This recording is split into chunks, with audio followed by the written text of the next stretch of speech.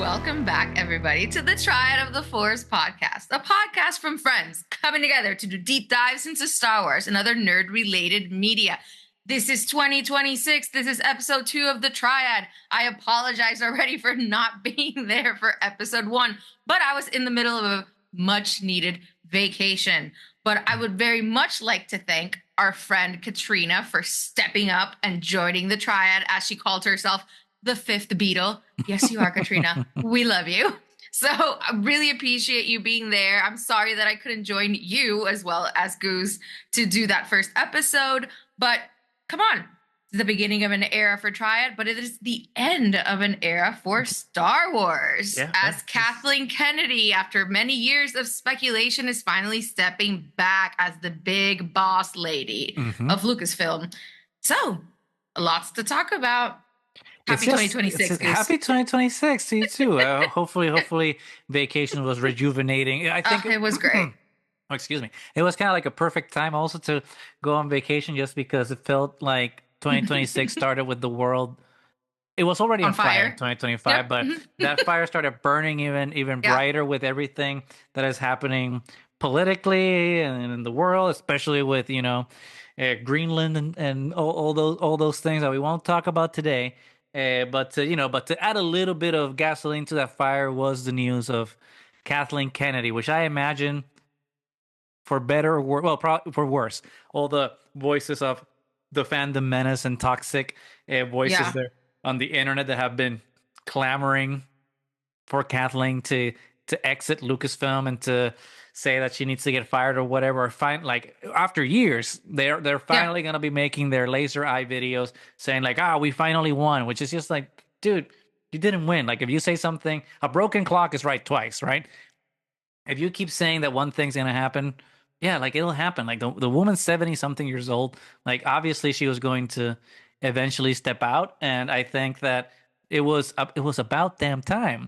And not because I was tired of what she was doing there at Lucasfilm. I think she's been, on the whole, like a net positive for Star Wars and Lucasfilm. Agreed.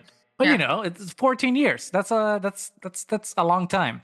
A long time. Sometimes you need new voices. Yeah. Sometimes you need new voices, and like the woman has been hard at work in the film industry, and she deserves to kind of work a little less. And it's not to say that she's retiring completely, because she's going to continue producing. So she's going to produce, which is what she loves. So which is what she you loves always and have how to she go back started. to what you love.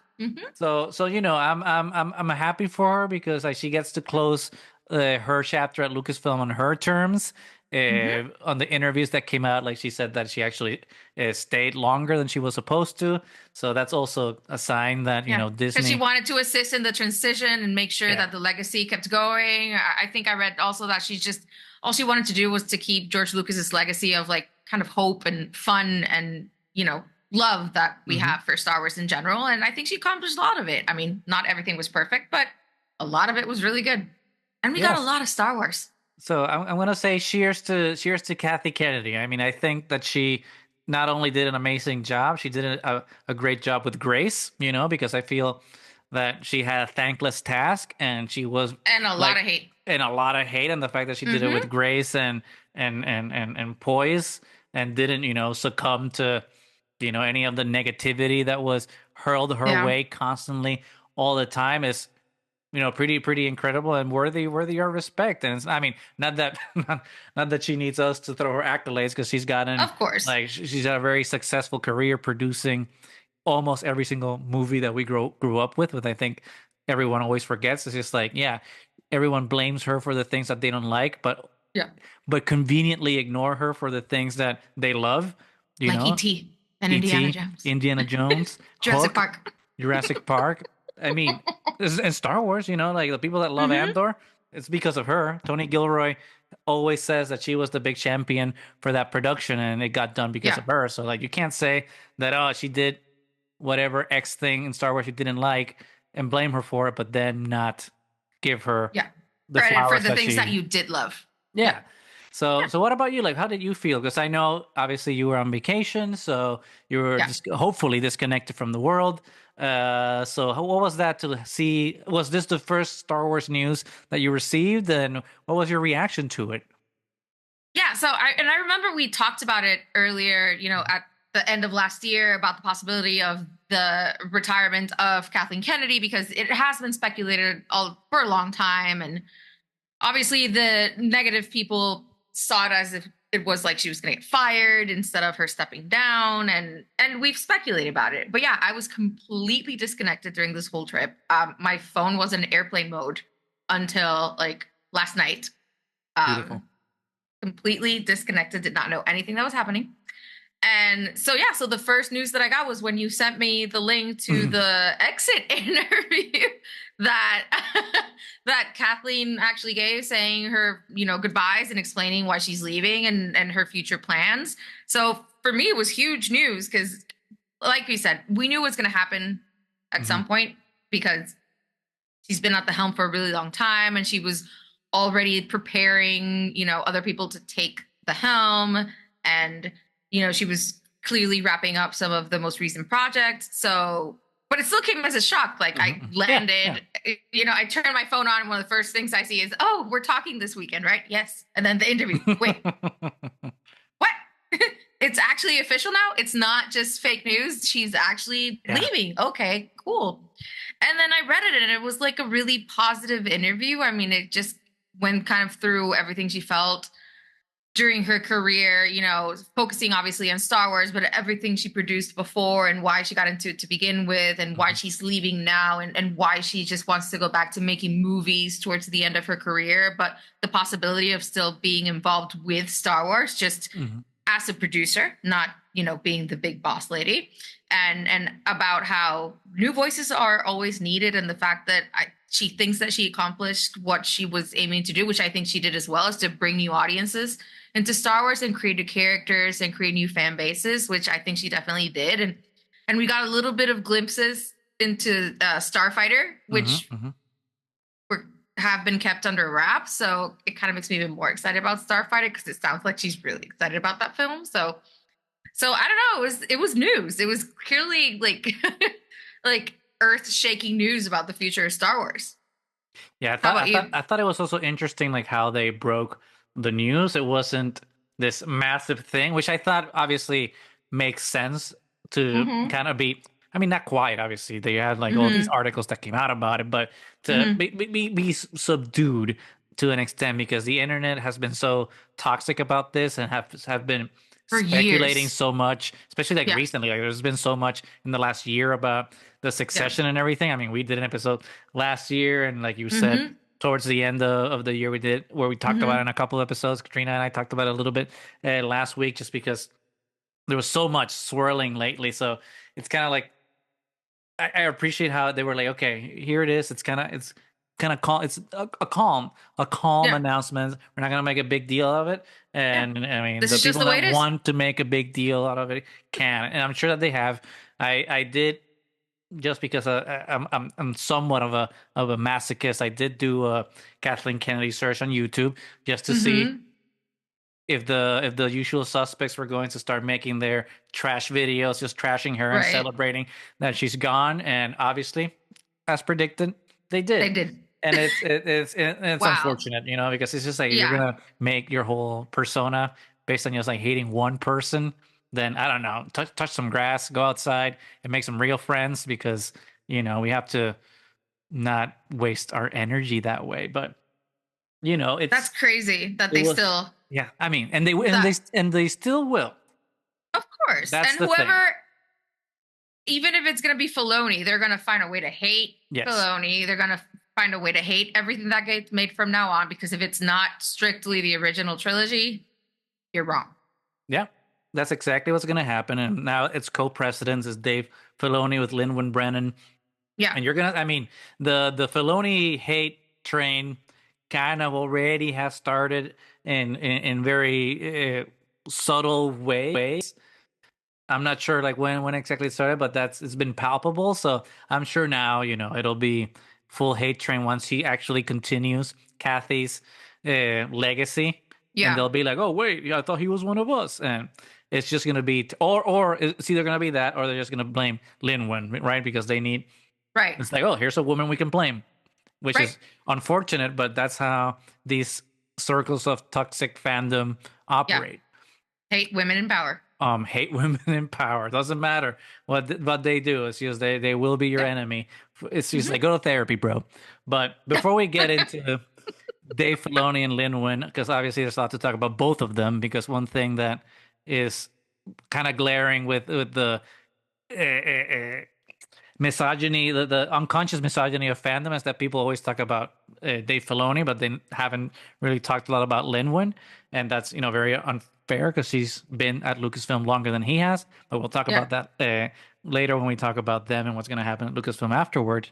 But one of the things that I really found interesting about Kathy Kennedy's exit interview was, because I don't know about you, but for me, like, that interview was about not just celebrating her past and her career, but also throwing shade at Disney for a lot of that interview. A little bit, a lot of it was her, like, the interviewer asking her about all the unmade Star Wars projects that she has been announcing for the past years that haven't gotten done. And how she's basically saying, like, it's not that I didn't want to do them, is that people were too afraid to get them done. So what was your perception of that? Because I thought it was interesting. It wasn't necessarily biting the hand that feeds or insulting Disney in any way, but it was certainly a little bit of shade. It was definitely a little bit of shade, but I think it was done in a very classy way. Yeah. Because, I mean, she's already has one foot out the door, and I think she kind of wanted to let it be known that this project actually existed, not let them just fester in the rumor mill and be like, look, it's not just me. I tried my best to get kind of the crazy projects approved. Like, getting Andor approved must have been an uphill battle. Getting Ahsoka approved, getting so many of these shows just approved, and a lot of really good ones canceled. Hello, The Acolyte. So she did fight a lot of battles that she was able to win. Yeah. And clearly there were a lot of them that she wasn't able to. And she clearly states that some of the projects are like, they were really out there, but they're fantastic. So that's probably tabled. And I did really enjoy that now that the news about the Ben Solo film, and she acknowledged it. Yeah. That she acknowledged that there was a script, that it was, I think she said, just great. And that now that the news is out there, who knows? No possibility is a complete no. So that's true. If somebody has the balls, let's say it that way, to take a risk on a project that might be controversial, it could get made. So there was some shade, but I think it was done in a way to kind of promote for people to realize that these things are challenge there. Disney. Challenge be like, hey, it. Come on. Yeah. A lot of the things that I got,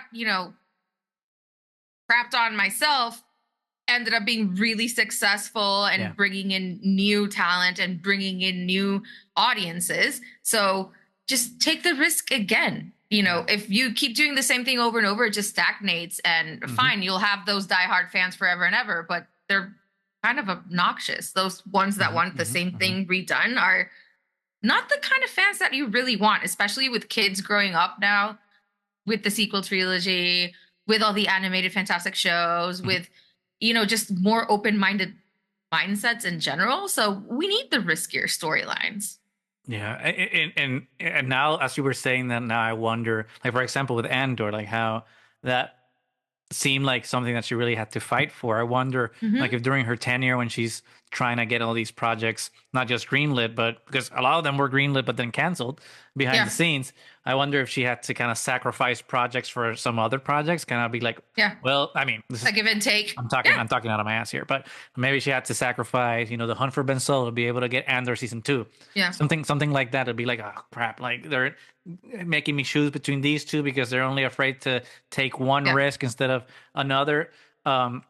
So it's kind of sad. It's sad to hear that she was in that situation, that you're the president of this production company, and then you're still not allowed to flex your company and do the products that you believe in. But as far as what she could have done, I don't think she could have done much more. I mean, she's one of the most powerful women in Hollywood. So, like, if she can't do it, like, I don't know, beyond, I don't know who else. But there was one piece of that interview that I especially appreciated was her going to bat for The Last Jedi. Because even acknowledging all the toxicity from fandom, which Hmm. she admits is a very small part of the But community, that's very loud. but it's extremely loud, and she talks about Hmm. that a little bit. But she could have been like she kind of did with Solo a little bit. She could have like backtracked on that movie and been like, Yeah. well, at the time really believed in it, but like now in hindsight we could have done all these different Yeah. things. But she didn't. She No.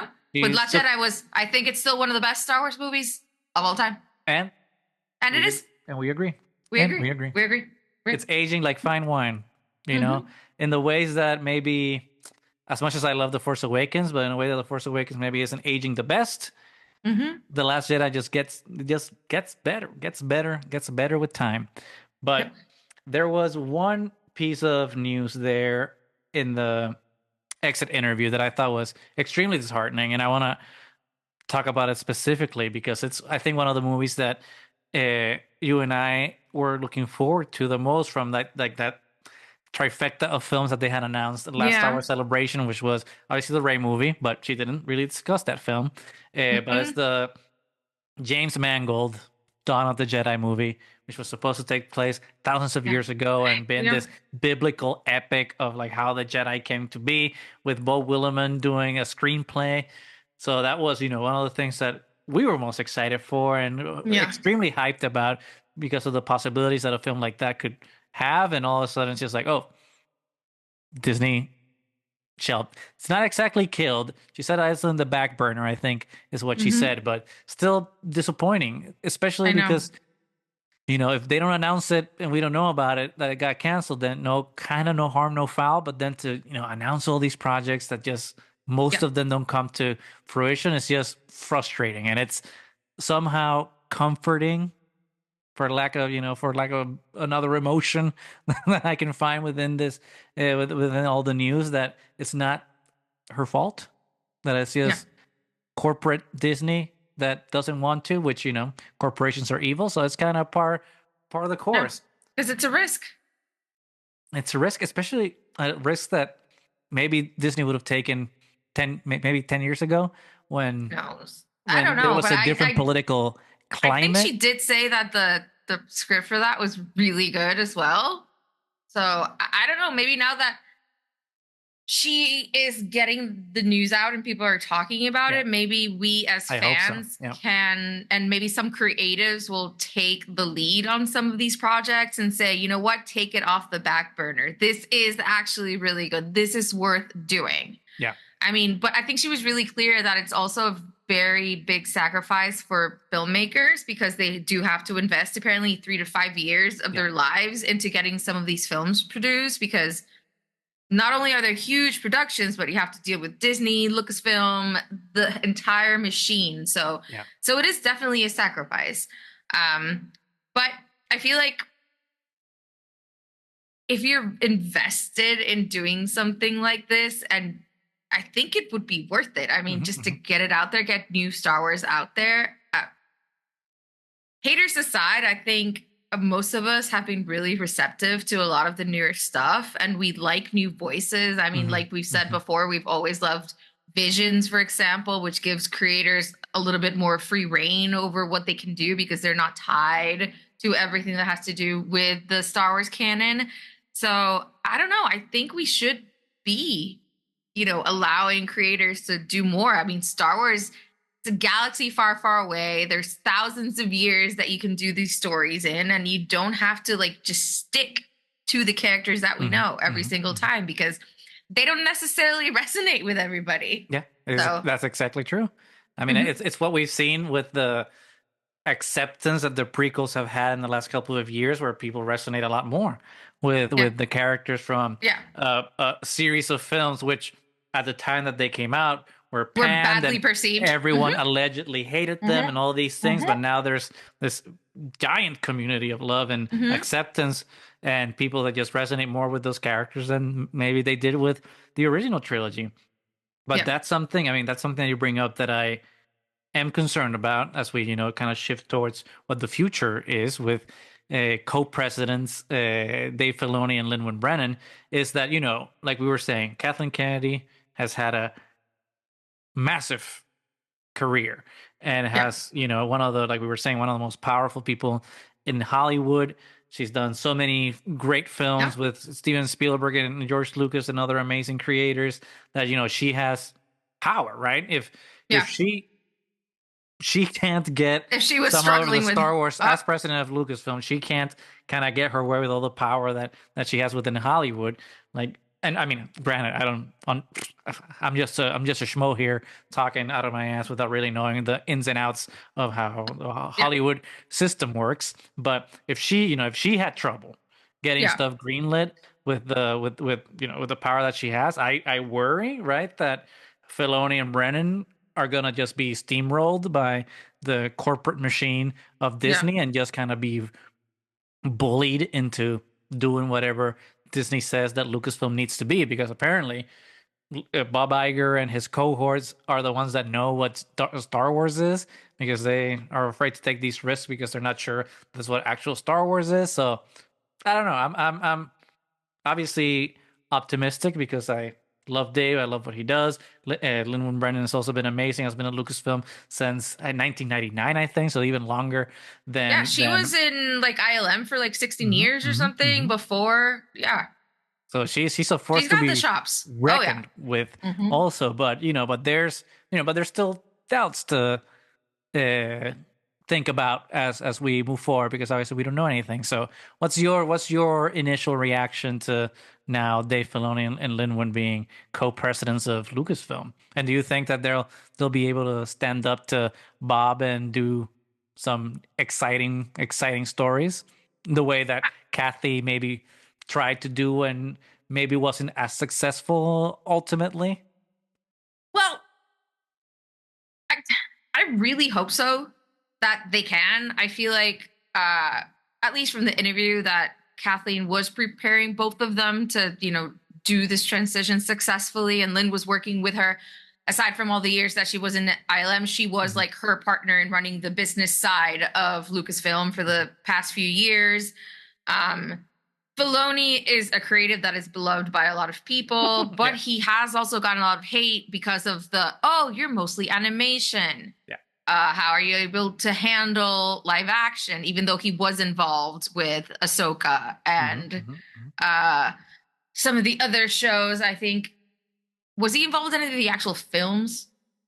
No, but he like for like in Last Jedi, like he would come and Yeah. watch a Ryan Johnson film, so he's been kind of Yeah. getting the first class seat in learning live action film from like all the Hmm. directors that have been coming through Star Wars. So he's been learning from obviously Jon Favreau and Ryan Yeah. Johnson, J.J. Hmm. Abrams. So well, he hasn't done any live action films, and it seems also that the live action film that he was going to do maybe was also shelved. Uh, Ahsoka was his big Yeah. live action debut, even though he did like a couple episodes in The Mandalorian, but those were Yeah. kind of his training wheels, so to Yeah. speak. But he does really good Star Wars storytelling. I mean, I Mhm. feel like the Clone Wars saved the prequels, in my Yeah, opinion. yeah, Like, they yeah. give context to the prequels.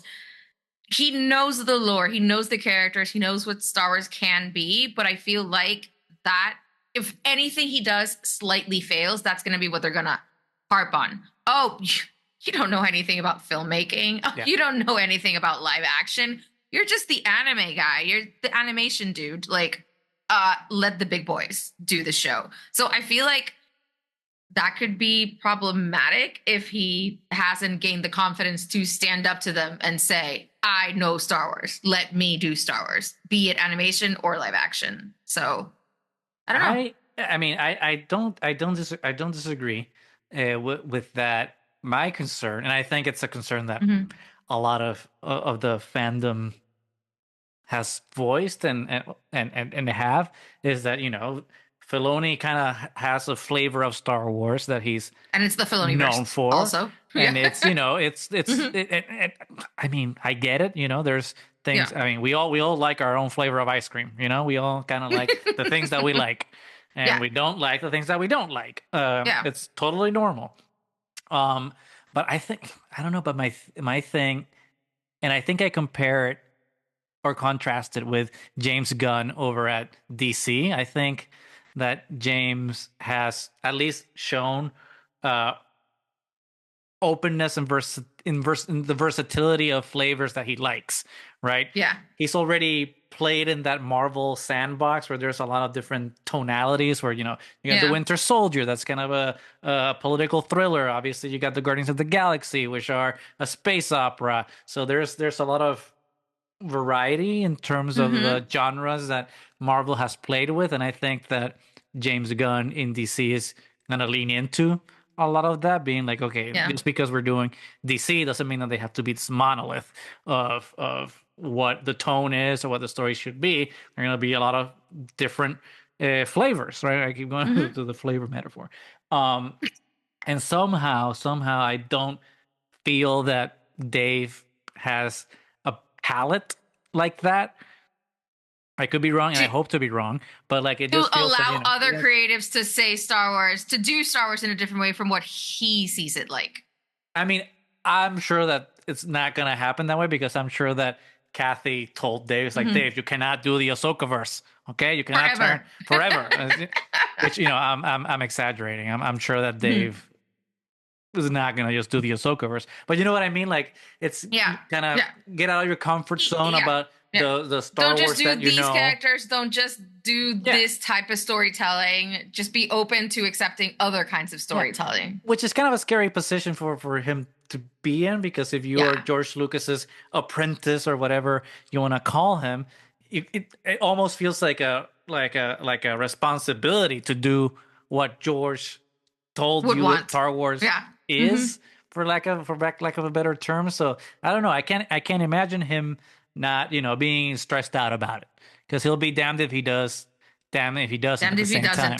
So that's why I'm glad that they're doing the co-presidents thing, because it feels like Lynwen's also going to be a good voice to, bounce ideas off with, because she'll have like that detachment from the material. Not to say that she's not a big Star Wars fan. Obviously, she's been at Lucasfilm for decades, but I think she's more measured, and she'll be able to tell Dave, like, hey Dave, this is an exciting thing.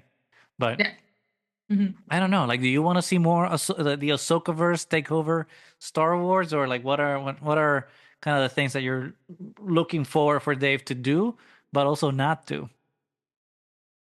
So I'm looking forward to Ahsoka and the Ahsoka-verse. Is it the Mandoverse at this point? I'm rebranding it because it's Filoni. I gotta do it.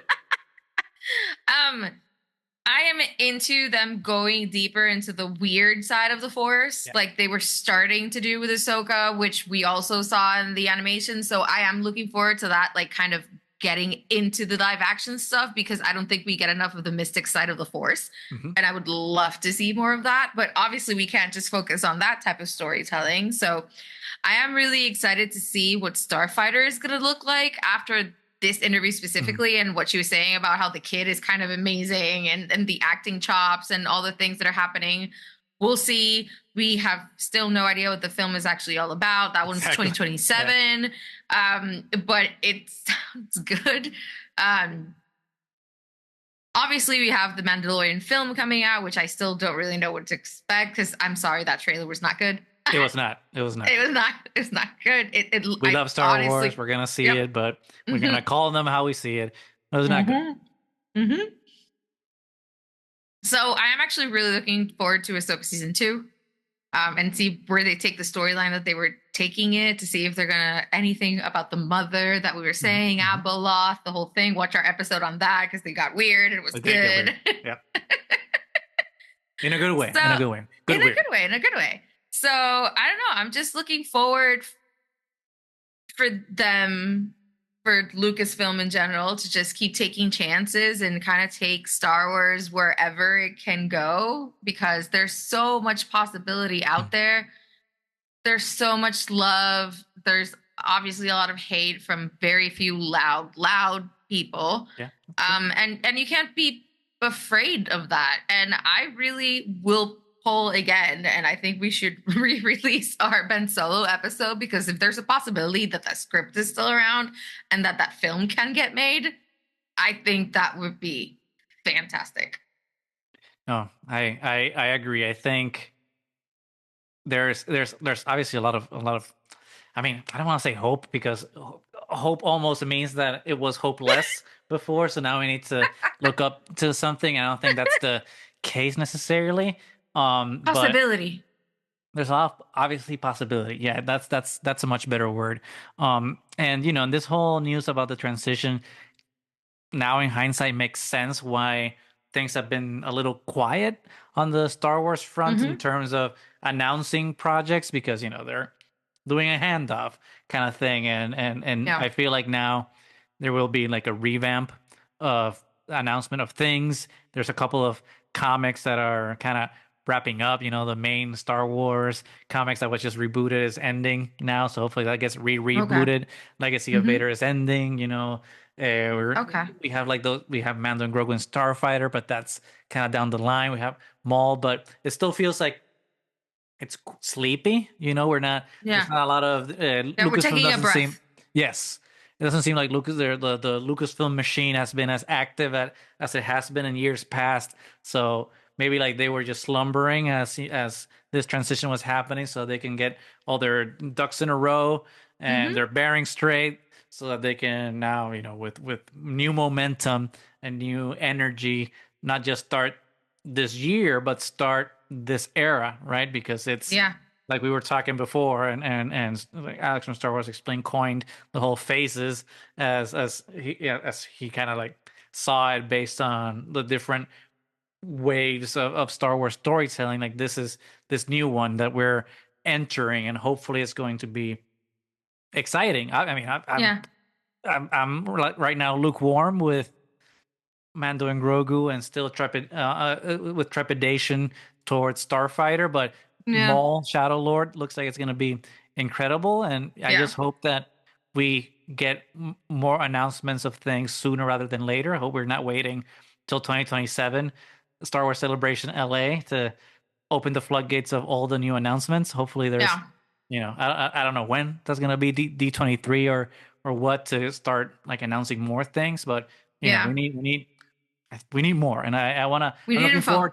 Yes, and I'm looking forward to see what are going to be the first things that Lynwen, Brennan, and Dave Filoni announce for Phase 3 of Star Wars. Yeah, agreed.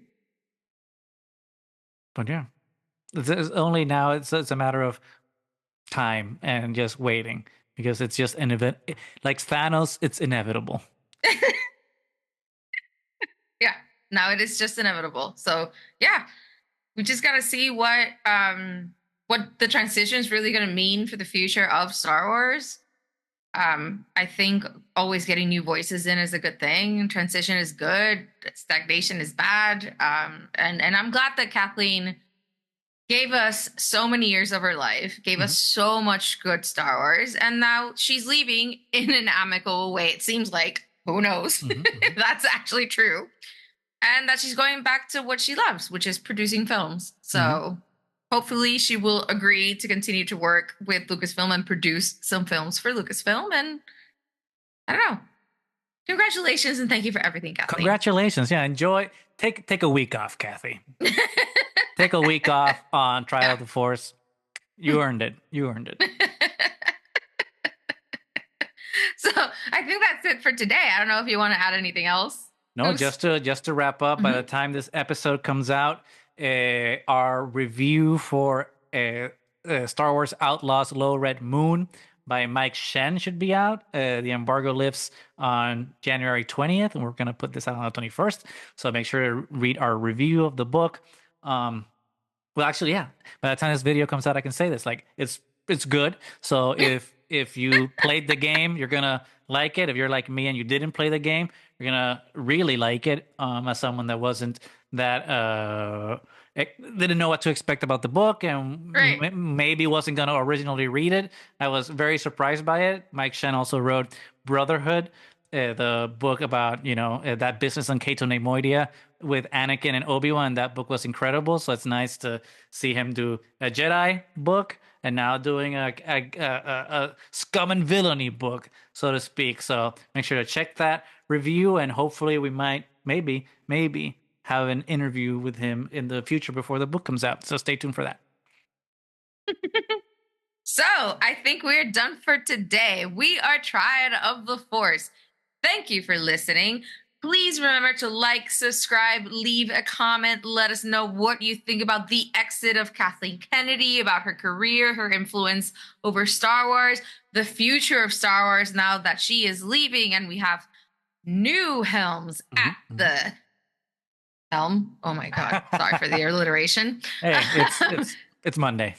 I've been on vacation and I've been unpacking all day. So it's been a day. But again, like, subscribe, leave a comment, let us know what you think. It's the beginning of 2026. We have a long year coming. Let us know what else you want us to talk about here at Triad. It doesn't just have to be about Star Wars. We have other fan media. We can talk politics. We can talk whatever you guys want.